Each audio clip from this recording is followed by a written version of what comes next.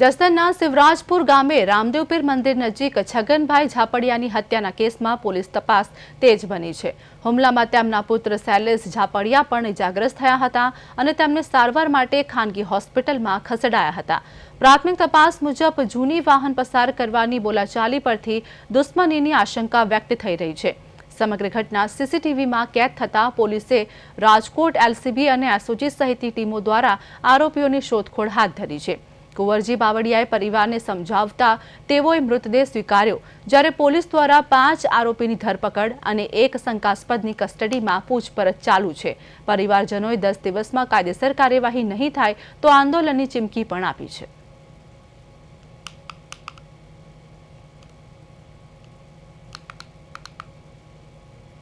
જસદણ તાલુકાના ખાંડા અડમતિયા ગામના આગેવાન જ્યારે રાત્રિના સમયે શિવરાજપુર મુકામે જાય સમાધાન અર્થે અને ન્યાયનું મર્ડર થઈ જાય અને એક દીકરાને જીવલેણ હુમલો થાય, જ્યારે એના પરિવાર અને સમાજની એવી માંગ હતી કે આ વિસ્તારમાં આવા અવારનવાર બનાવ બને છે, સંપૂર્ણ ન્યાય મળે। ખરેખર એ બનાવની અંદર એક કરતાં વધારે એટલે 5 આરોપી છે, પણ 20 બીજા હતા, 3 સાક્ષીઓએ પણ જોયેલા છે। તો સમાજની અને પરિવારની એવી માંગ હતી કે આની તટસ્થ તપાસ થાય, એક પણ આરોપી છૂટે નહીં, જેથી કરીને કોઈ પરિવાર સાથે આવી ઘટના ન બને।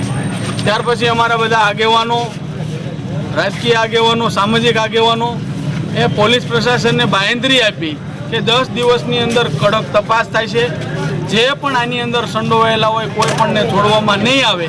ત્યારબાદ પરિવારે એવો નિર્ણય લીધો કે હવે આપણે ડેડ બોડી લઈ લેવી જોઈએ અને પ્રશાસન ઉપર 10 દિવસ આપણે ભરોસો કરી અને 10 દિવસ પછી કોઈ પણ પ્રકારે આ કેસની અંદર કચાશ લાગશે, તપાસની અંદર વ્યવસ્થિત કામ નહીં થાય અને આરોપી જો છૂટી જશે તો 10 દિવસ પછી ફરીવાર અહીંયા પોલીસ समाज एकठो થઈને न्याय माटे धरना करશે।